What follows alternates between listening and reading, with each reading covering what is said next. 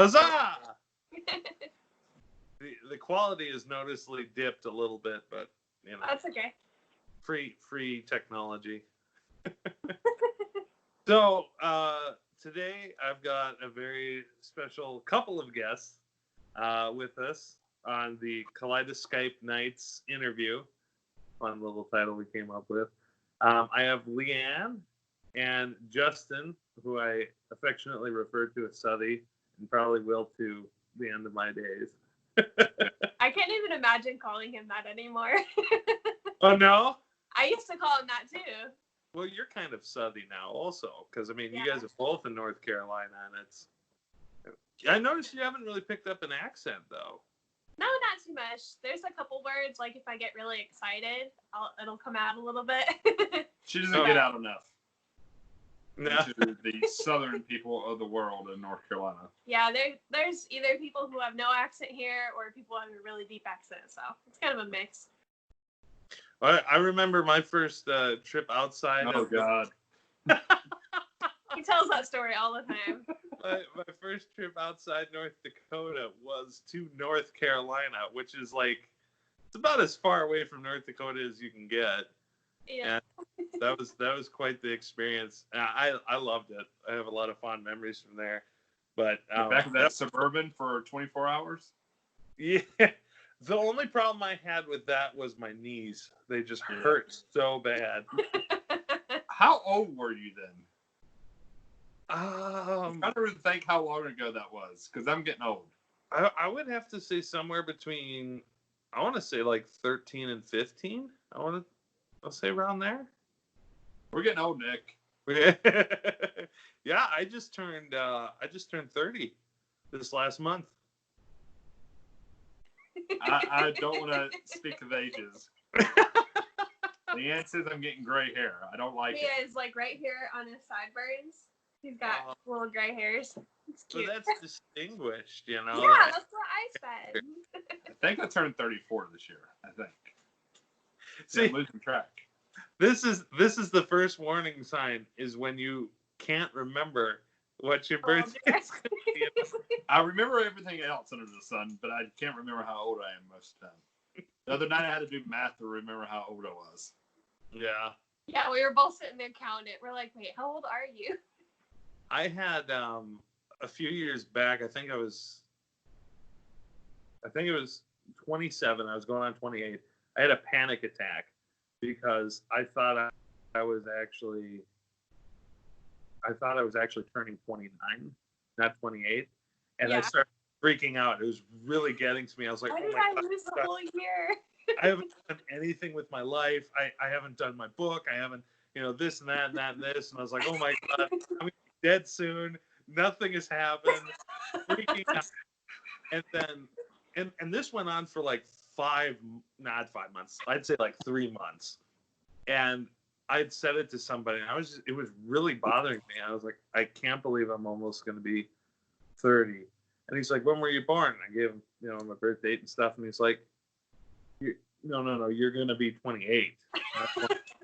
And I looked at him, and I was like so tired and stuff. I was like, I need you to not mess around with me, man. Are you serious? Because I can't.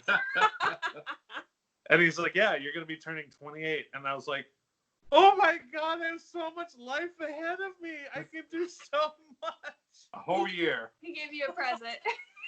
Yeah, so everything was elated. I was like, oh my God, I'm going to get this book done. I'm going to, and stuff. And that was one of the things that spurred me to getting it done as quick as I did. But you're like, I'm getting old. I got to get this done.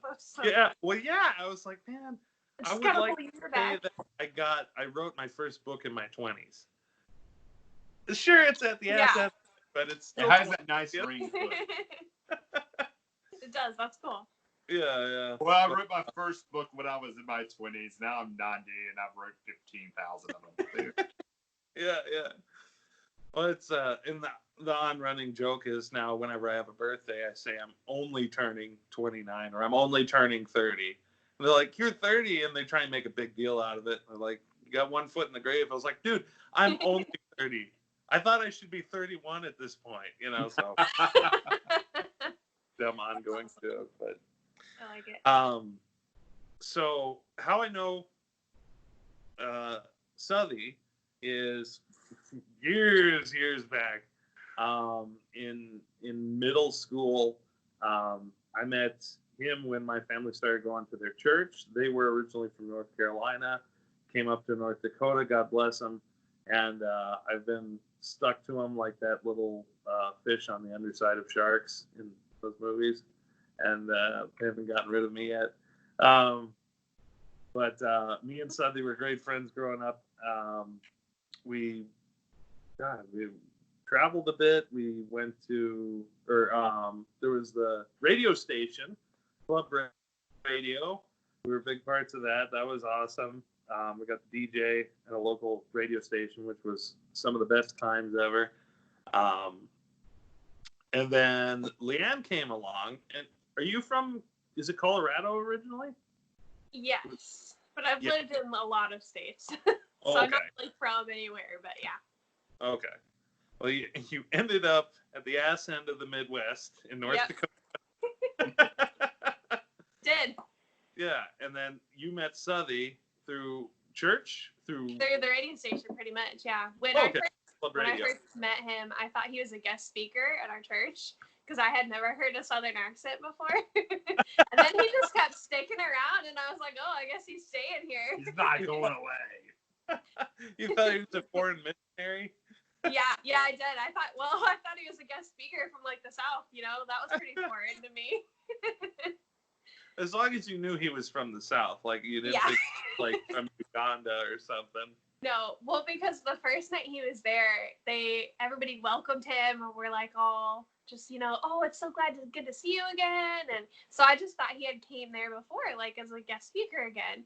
And then he didn't speak, but he prayed for everybody. And I was like, well, this is weird not to have the guest speaker speak. It was weird. And then Southy, were you just like, when she asked you, like, yeah, are you a guest speaker? You're just like, hell yeah. Yeah. I didn't talk to him. She didn't talk to me for a while. It took a while. Yeah, he ended up running the radio station as the station manager, and I started DJing there, and that's when we really became friends, and our church went on a couple trips together and stuff, and we started hanging out more. Okay. Yeah. So, all this comes around. I know Southy. Then I get to meet Leann. Leann, you're heavily into art, and I know now you're. I don't know if photography was always your big drive, but I know now you're definitely doing that. But you do everything, kind of, don't you? Yeah, I've tried everything, definitely. I really love writing, and someday I'm gonna write a book, but I'm definitely not there yet. I can help. She's not 30 yet, though. I don't know. Like, I just have to find something that I really want to write about. But I love writing and photography. I never really wanted to do photography. Like, I always had a camera when I was growing up and stuff. But it wasn't until we came here and I started doing it, like, more and more. And then I just was like, oh, this is what I want to do. This is, like, me. This is so cool. And then I found birth work and I started doing birth photography, and that was just like, okay, I know what I'm doing for the rest of my life. So. And that's for people who don't know, what is you call it birth work? Yeah. So birth work is basically a birth worker is anyone that supports mothers and their families as they're giving birth, and like during pregnancy and after the baby's born, kind of helps educate them, helps support them, helps them create a birth plan that works for them. And I come as the birth photographer, but I also call myself a birth keeper, which is just being able to hold space for them and just to make them feel valued and make them feel heard and kind of protect their space spiritually and emotionally. And birth photography helps me be able to capture like the first moment that they see their baby and all of these like really emotional moments like you do during wedding photography. It's just like another big event in life that you're never going to remember because you have all these hormones surging, and moms like forget so much of what happens during their birth. So it's cool to be able to capture the little details and moments that happen. Yeah, I've heard that, and I don't know if it's true. Clearly, this is not my line of expertise. I've heard that there's chemicals that are released during pregnancy that helps you forget the tremendous amount of pain that you're going through. So you are more likely to have another child in the future rather than go, holy hell, never again. Never. Yeah, totally. It is. It's a big part of it. Okay. Well, that's smart. That's handy. Yeah.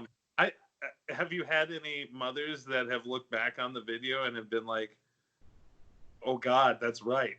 That was really bad. I will never do that again.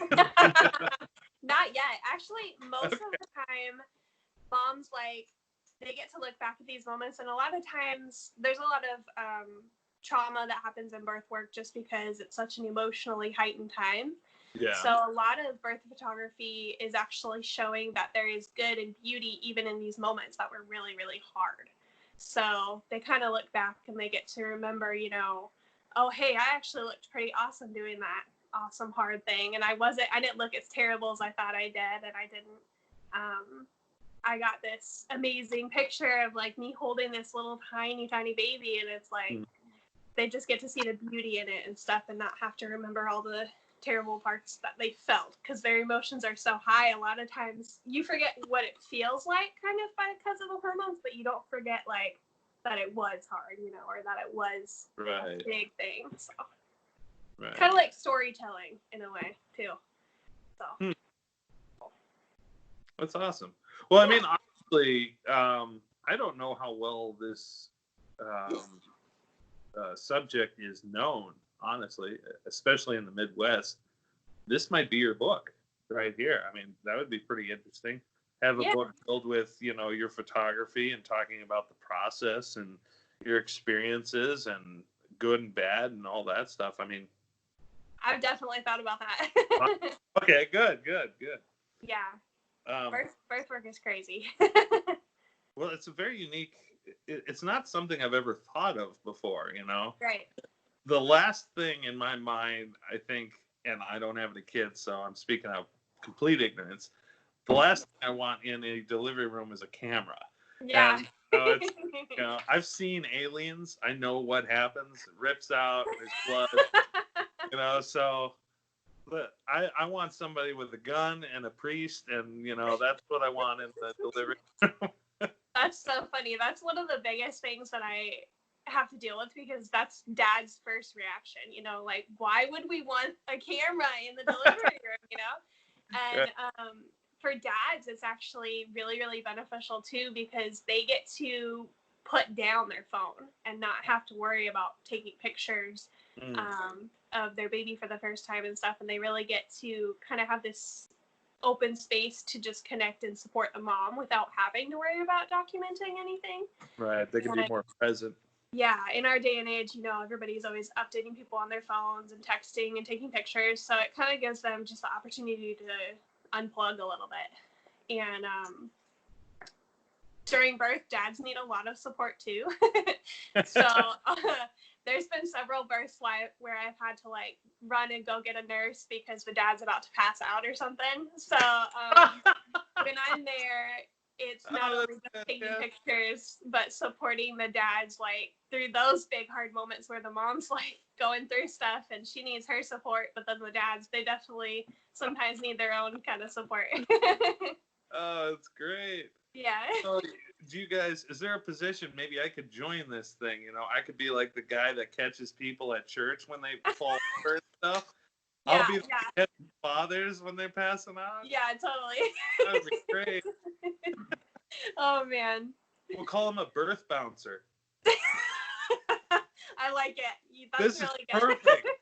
We've done it. Put that in the book. That's in the book. So funny. Oh my gosh. There was one birth I was at where the dad, he was kind of freaking out and you could tell.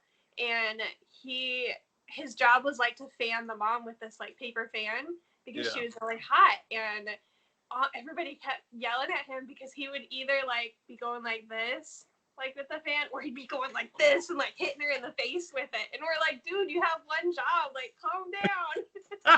It was crazy. So funny. That was great. Yeah, no, that's going to be an interesting experience when that happens for me. I don't know. usually you don't hear about the guy side of it. I mean, Yeah. during pregnancy and stuff, it's pretty much the woman's show, you know. Mm-hmm.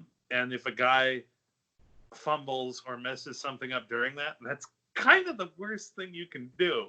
Like, when we had Despin, I was having Justin rub my legs because my legs were cramping up, and he kept complaining about how bad his hands were hurting from massaging my legs, and I wanted to punch him in the face so bad. I was so mad at him.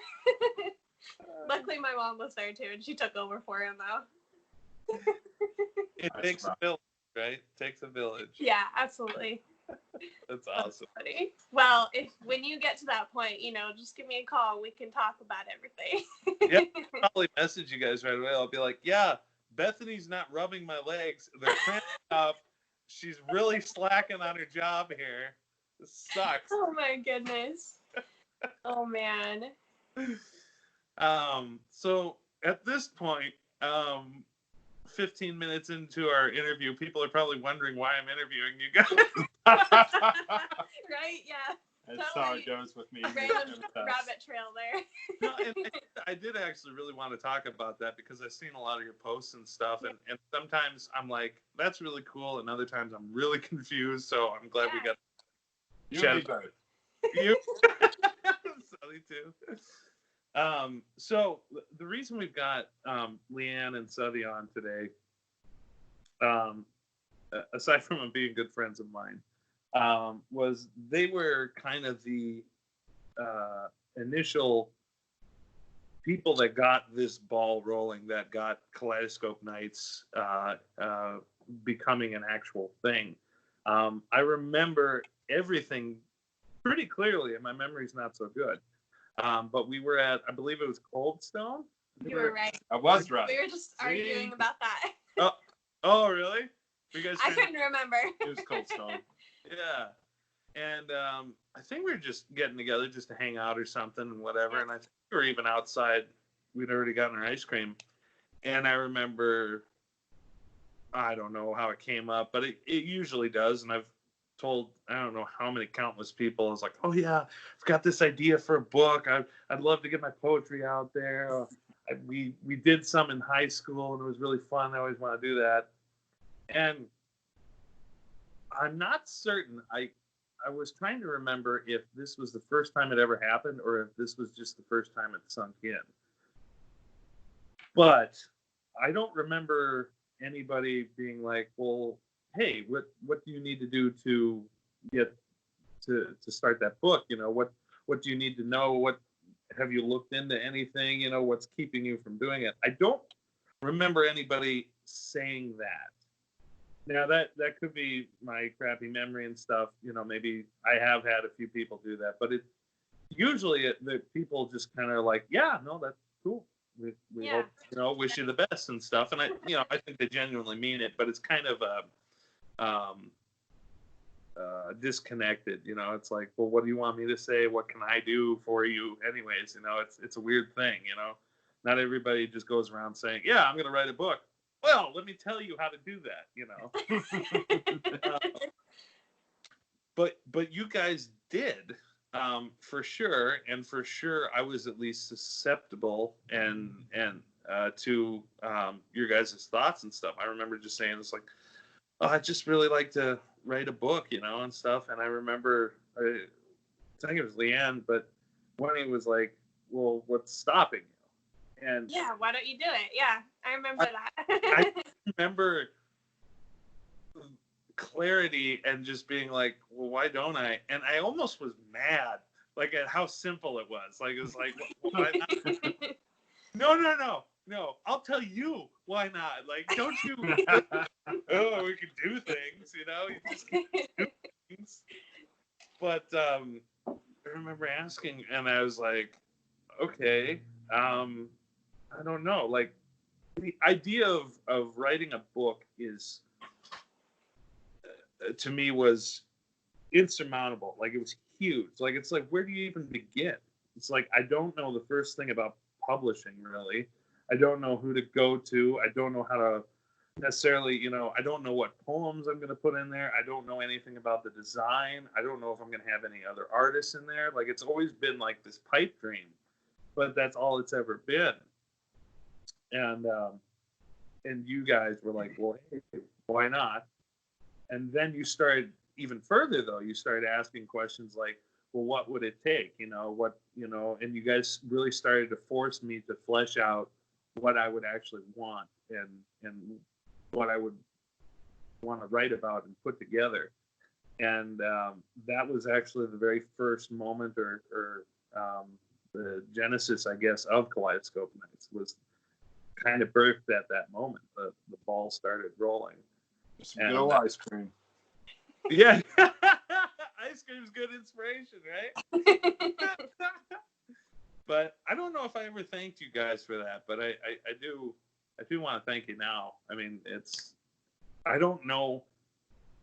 I like to think this book would have happened no matter what, but I don't know how much longer it would have taken for me to actually start putting it together unless you guys had kind of just been generous with your affection and support and patient enough not to be like, Jesus, Nick, really, the book again? You just need a little kick in the butt and we're good to go. Right.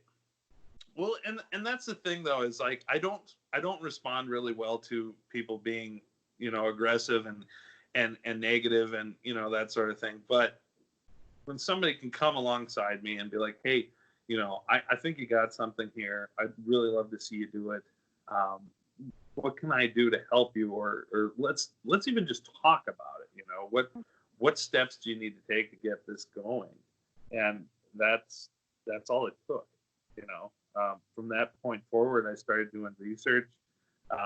Google was my next best friend after that, just figuring out what publishing companies were there, figuring out, which steps to take. Because again, this project was so enormous. It's like, where do you begin? Okay, baby steps. Look through your poems and figure out which poems you're going to put together. I think that was pretty much step one, figure out which ones are going to go where.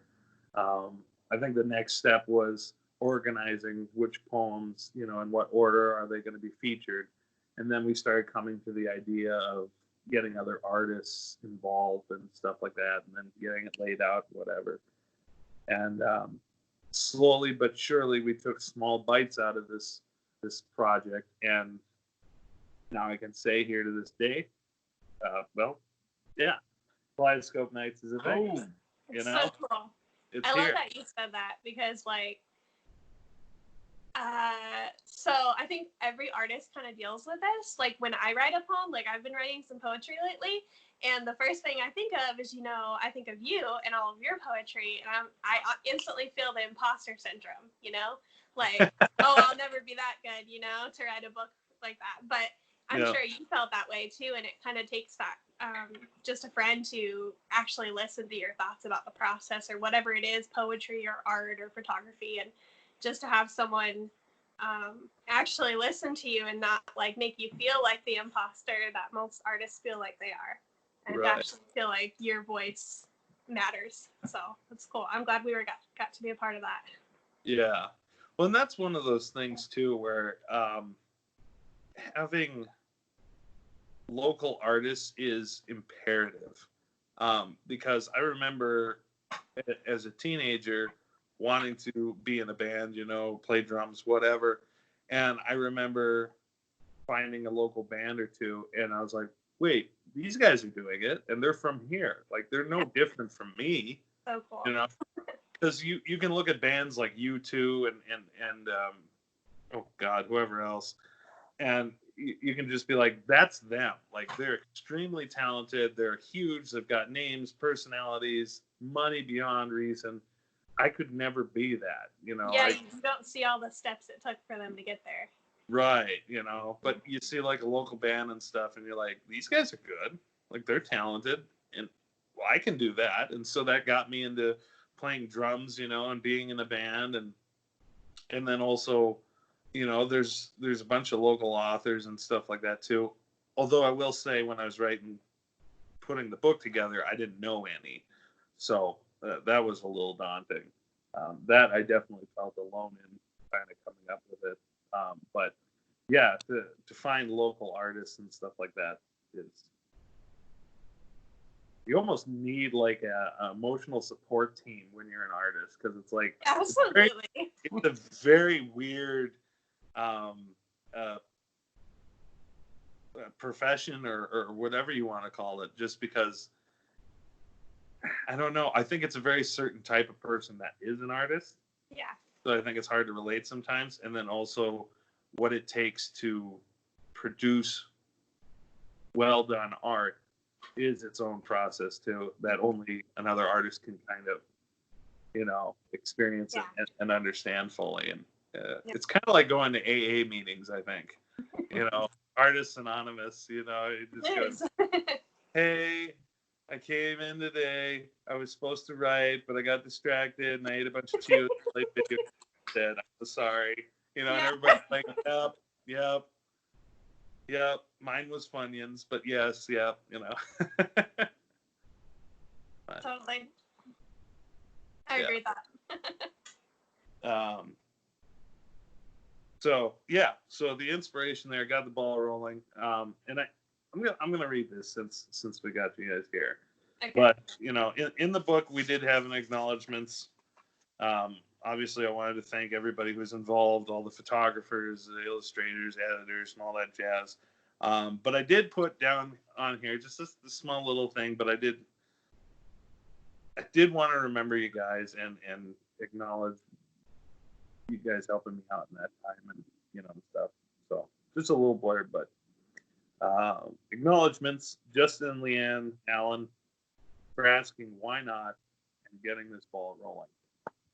So you guys are immortalized in a book. Oh. And there's a second book coming, so maybe, I don't know. Maybe, awesome. Give me some more inspiring words. So what? We need to give you some more inspiring words. Yeah. It's a little harder to do it the second time around, though. I think it's. Oh, you have a little faith. Is it? It's like, so. What's holding you back from the second book? Well, really nothing. I kind of know everything now. I'm just gonna try and do it better and faster. Okay. That's awesome. I'm gonna ask you every 6 months. You done yet? Are you done yet? Are you done yet? Oh God. Having heart palpitations right now. Got some flashbacks.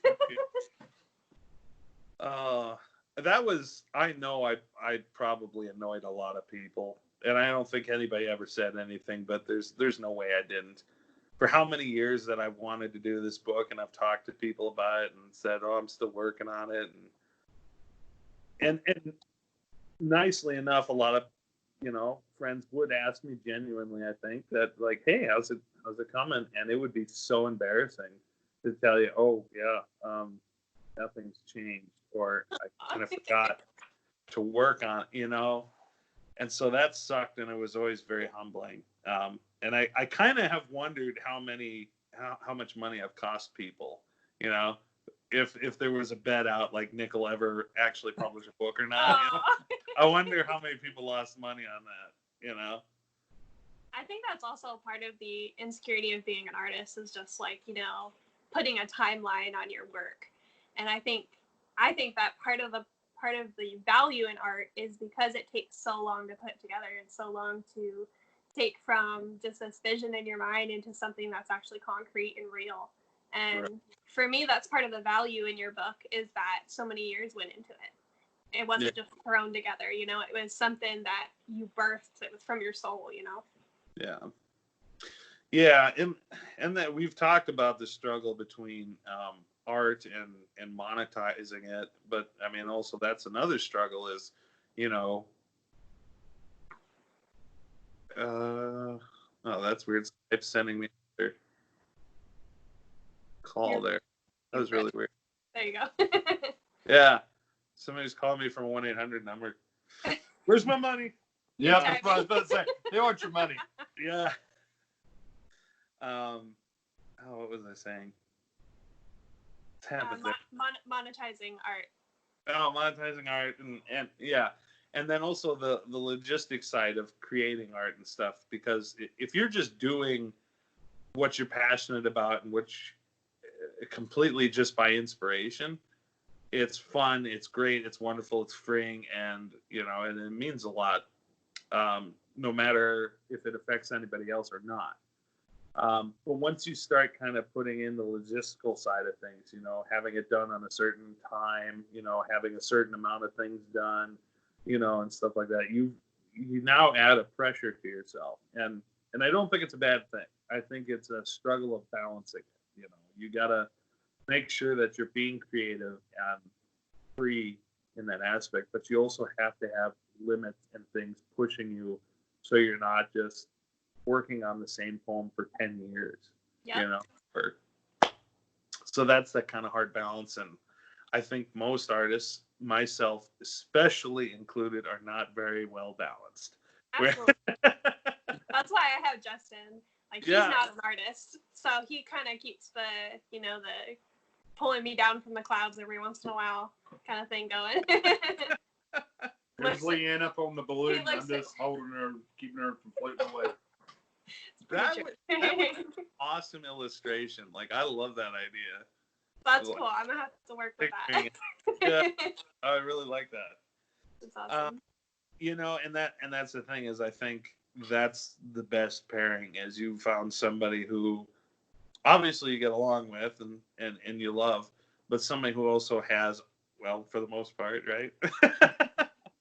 But somebody who is opposites and can kind of make up for some of those deficits that you have, and vice versa.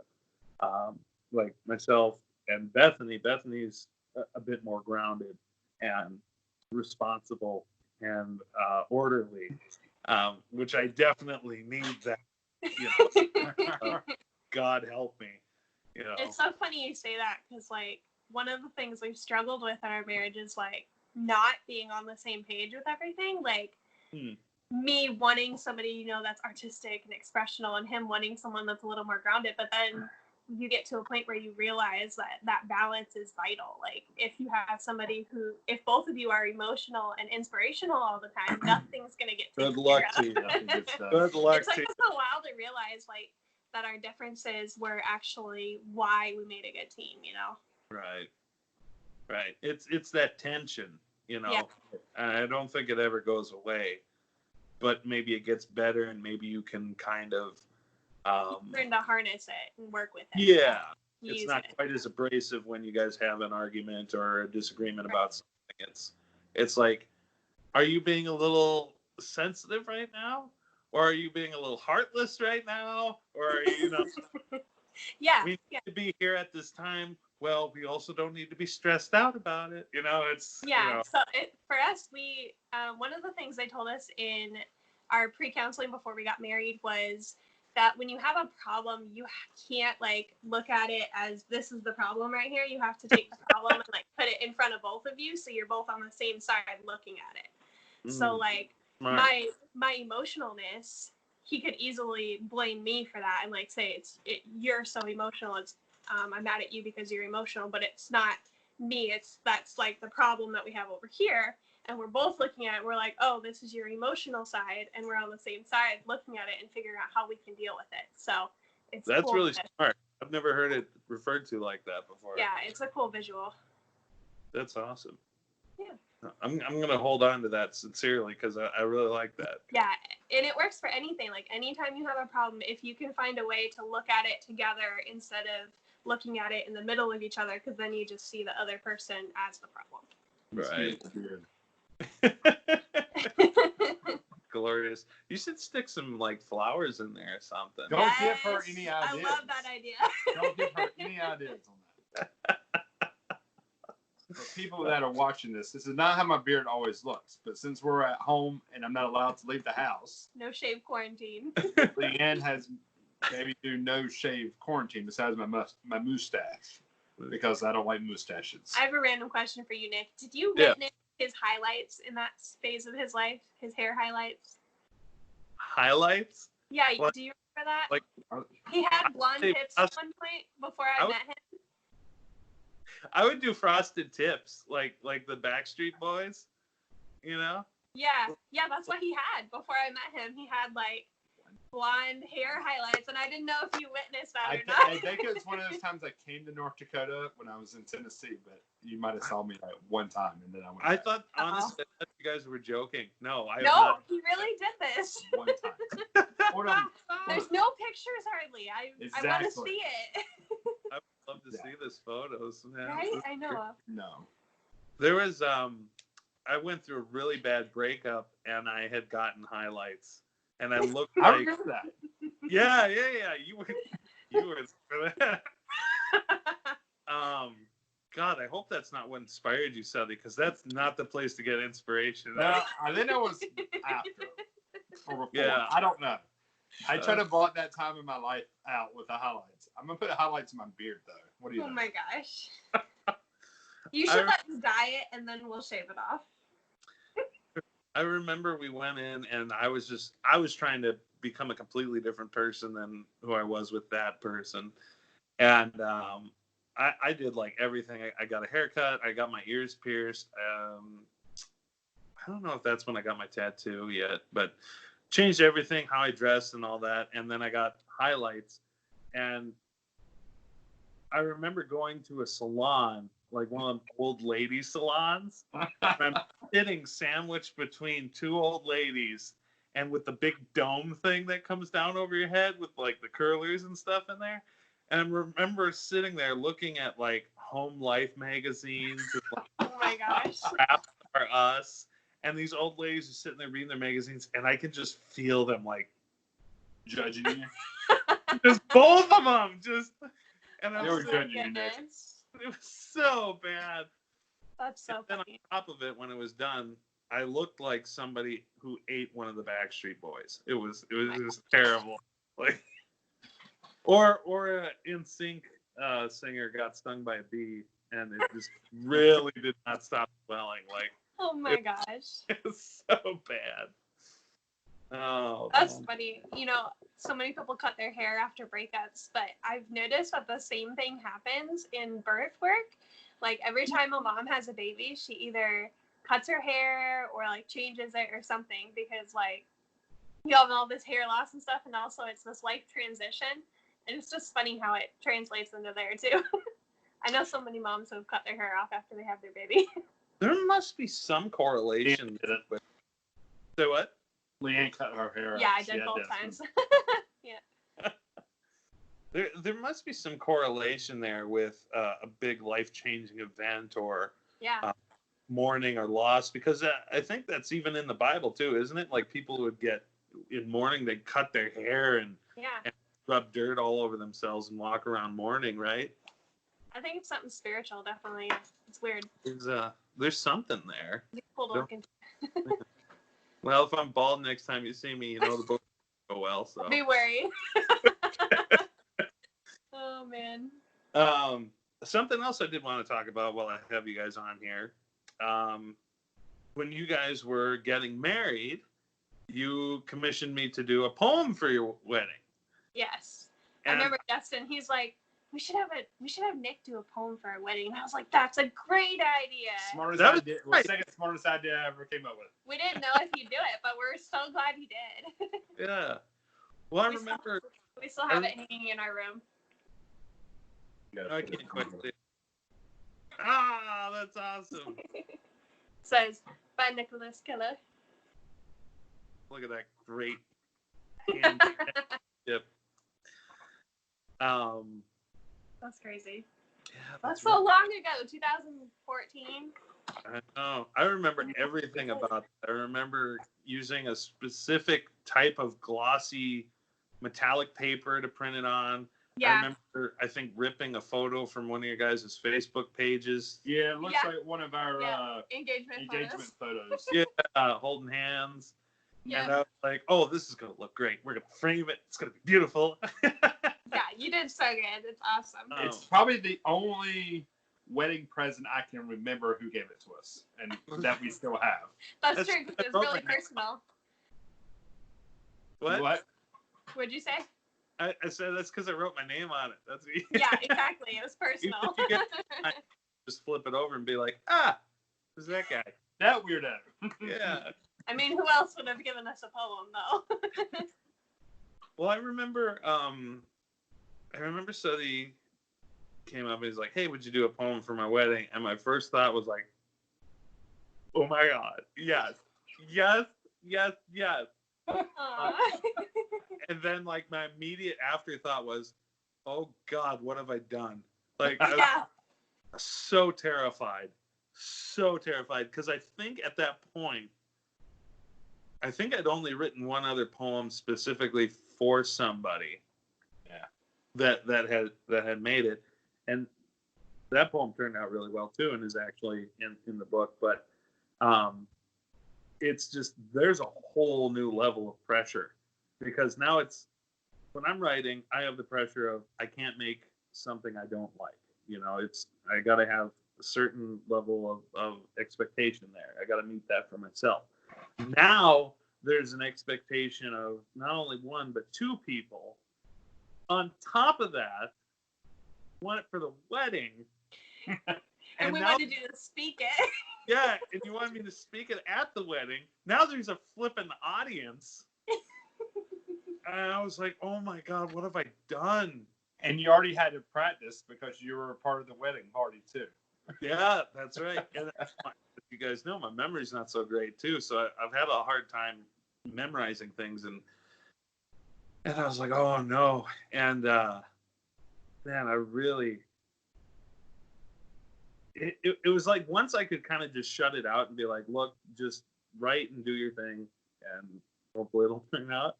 But it's like if I couldn't get past like the whole like wedding and all that, and hopefully making you guys happy with it, I think I may have never written it, and I may have never gone to your wedding. I may have never. We need to find our wedding video and just send him part of him talking. Oh yeah. We have it on tape.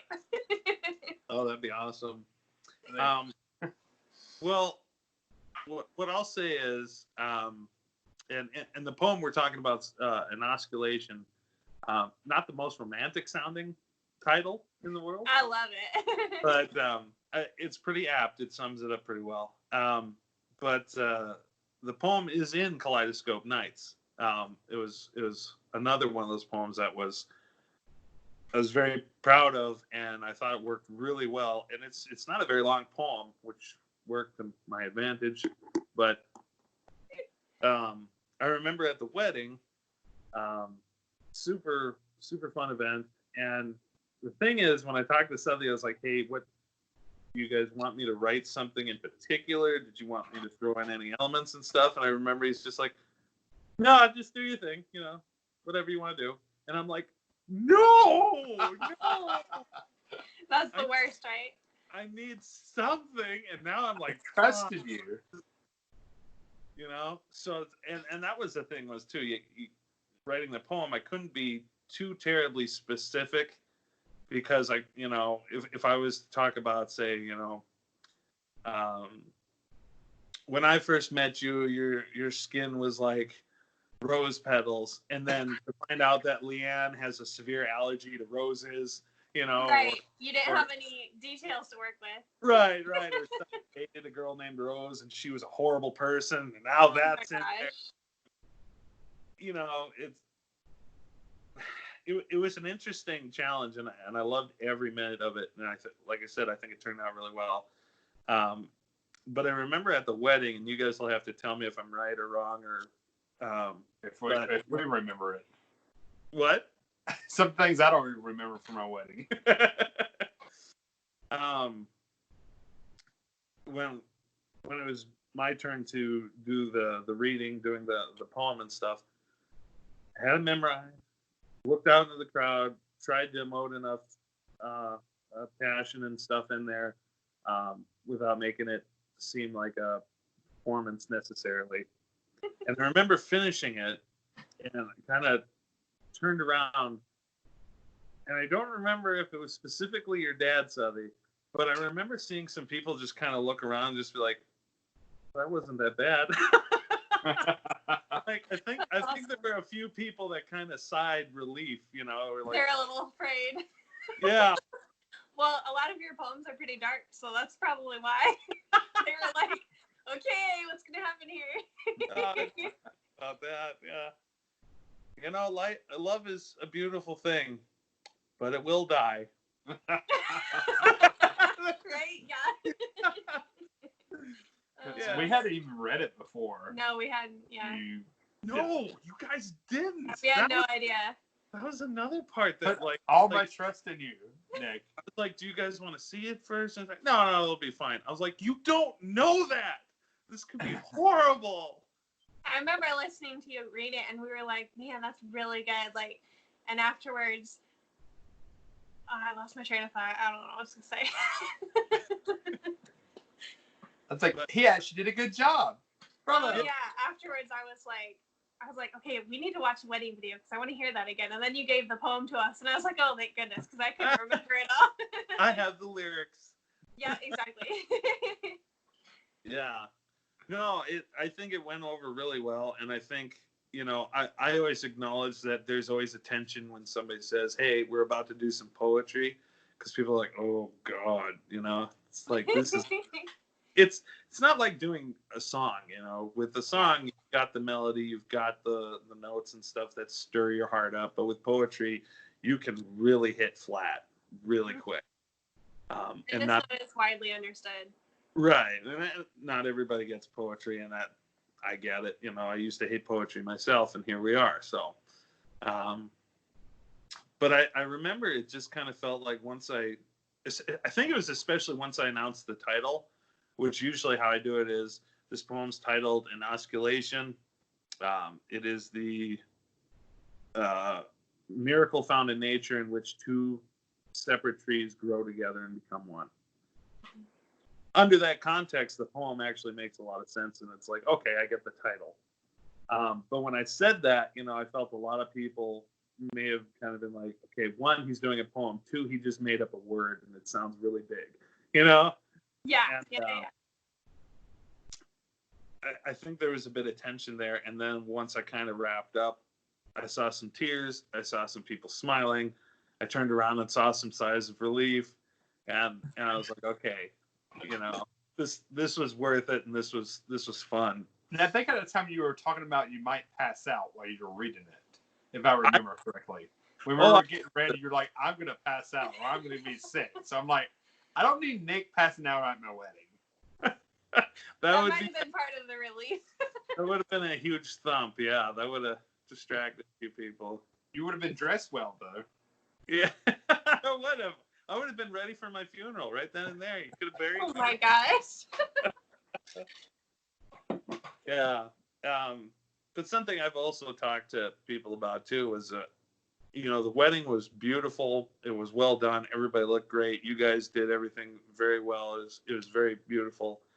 And, you know, after the kiss and all that fun stuff, you know, you usually have the bride and groom go down to the side with all the groomsmen and bridesmaids, and people go up to them and congratulate them and stuff. And I've been to a few different weddings. It's usually pretty much the same thing. It's you go to the bride and groom and like, hey, we're so happy for you. Congratulations. You know, we're looking forward to kids and all that stuff, you know. And then they kind of go down the line with the groomsmen and the bridesmaids and stuff. And it's just kind of like, unless you know them personally, you really don't say much. You know, there's really nothing to say. It's like, you stood there very well. Good job, you know. Good job standing there. Yeah. But then I always remember hearing you guys, congratulations. And then they'd stop and they'd be like, hey, by the way, that poem was pretty good. I really like that and stuff. It's like, oh, thank you. This not my wedding. It's theirs. You were recognized. Yeah, that's interesting. Yeah. Cool. It kept happening, and I was like, oh, wow. Like, and that's one of those nice little validating moments where it's like, it never once felt like people were like, that was a really shitty poem, but it was really nice of you to try to bring something, you know? That's so cool. It was sweet of you to try, honey. You Nice. know, it never felt like that, you know? It was like, that was surprisingly pretty good. Like, thank you, you know, or wow, I'd love to hear more of that stuff. And So yeah, no, I always thought, if I ever am in another wedding doing poetry, I'll bring a Sharpie next time and I'll just start doing in the lineup. Right. Oh man. Actually, you're gonna be before the bride and groom. You're gonna be like, oh, I have to get in front for my everybody wants my autograph. Oh my gosh. Yeah. That's Ask so the bride, funny. "Do you have another Sharpie? Mine's running dry." That's so funny. There's so many things about that day, like we didn't even realize like that, and like just how your poem was received in general. Because like the whole time we were on stage, both of us, there's just like so many tears just streaming from our eyes. Like we could not stop crying and shaking the whole time. So everything else was just like a blur. Oh, I bet. I was waiting for her to run away. She didn't do it. I think we were just like so like shocked that both of us were actually there and that this was actually happening, that it was so hard to take in anything else. Like we even forgot to eat any food at the reception. Like we had this awesome dessert spread and we didn't eat any of it. Oh, It was it was just so crazy. You're lucky one of you didn't pass out up there. Yeah, for real. I did not pass out. We're both like pretty outspoken people too, and like we couldn't hardly get our vowels out. Like it was just this huge, just like pressure of not being there. Just this pressure of like, wow, this is really happening. This is so cool. It's crazy. Yeah. That's so cool hearing that though, because I love that everybody loved your poem. That's awesome. Yeah. No, that was definitely a highlight for me. I think that was one of the first times where I actually did a poem out loud in front of people. It might have been the first one actually too. We had so many crazy, unique things like during it. Like we had the painting instead of the Unity candles, and we had somebody playing a rainmaker, which is an instrument my grandpa used, and just all of these crazy different elements to the wedding that you don't see a lot. So it was, the poetry just kind of added to it. So it was really neat. No, I was very honored to be a part of it, and I thought it was a very wonderful celebration, done very well in every aspect of it. So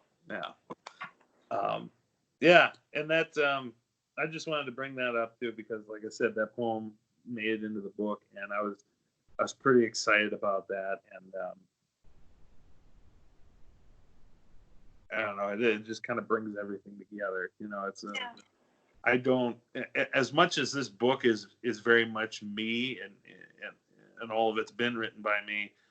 It was a collaborative effort, and if I can, I do like to acknowledge people, that have helped me, or even not necessarily with the book, but have been around and helped me personally, just in general and stuff. So I've snuck in a lot of friends and family members and jokes and tragedies and romances and all that stuff in that book, and so it's a big mishmash of life and love and loss and all that good stuff. That's what I love about poetry, is that you can say things without outright like outing people. Yeah. Or saying it, Yeah. It was funny a few days ago, I guess, we had my mother on for one of the live videos, and somebody had asked, were there any poems that I'd written specifically about my mom and stuff, and I couldn't think of any offhand, and I know there was one for sure now, but I had started I was like, well, sometimes you write a poem that's inspired by an emotion from somebody or a bad experience, so I could write, I could be mad at, say, my mother for something stupid, whatever it is, and then that emotion will turn into a poem about, heartbreak or something, or death, or loss of somebody or whatever, and stuff like that, or an angry poem, of self-righteous indignation, or whatever. And she just kind of looks at me and she's like, "Are those poems about me?" And I was like, "No. And she's like, "Are you for real?" I was like, "No, I'm not. It's just I was just going off on a tangent. I was just saying how inspiration, works sometimes." But yeah, that's so funny. yeah, she looked at me. I was like, no. Your mother. Look what you did to your mother, Nick. Oh man. Yeah, that emotion can turn into so many different things. Is what you were trying to say, right? Yeah. Yeah. Well, cool. Well, I think we can probably about wrap it up here. Was there anything you guys wanted to add or chat about or something I missed? You got anything? I don't think so. We're happy. We're so proud of you. Like, it's so cool that you're at this point where, you know, I've written a book, you know, it's not just a dream anymore. It's really cool to see that come into play for you. Yeah. No. Good job. It wouldn't be here without a lot of other people, and namely you guys, you know, so thank you. But I think one of the other biggest things we remember about the wedding and you being there is you tried to take my place as the bride, though. I don't remember that. You don't remember that? You guys had this ongoing little bromance here, and you're like, that should be me up there. You didn't say it during the wedding or anything, but. Oh, okay. I was gonna say you did not inject, okay?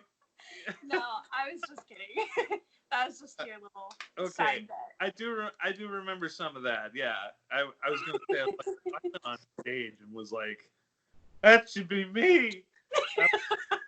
Yeah, no, you're good. You're like, did I block that out? I'm pretty sure that was during the more rehearsal. conservative than that. Yeah, I'm a little like, you know, that'd be funny, but it's funny up here. Let's not bring it up. Oh man. Leann might have threatened you. I don't remember. No. Your dad may have. My dad made a. Yeah. I think probably he did. Yeah. Look, I think he probably said something like, "Look, you had your chance. They're on stage now. You can't do anything now." It's probably something. Man. Then he tried to skip the kiss part. That was just mean.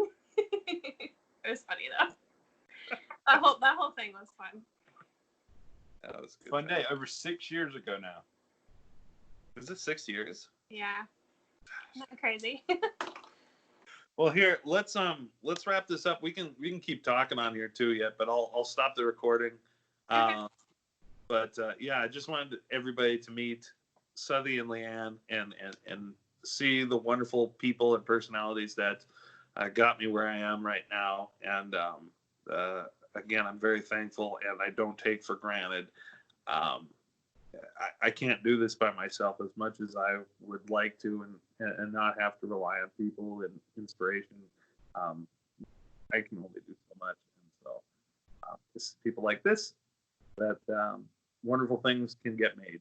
So, thank you guys. Thank you. Thanks for having us.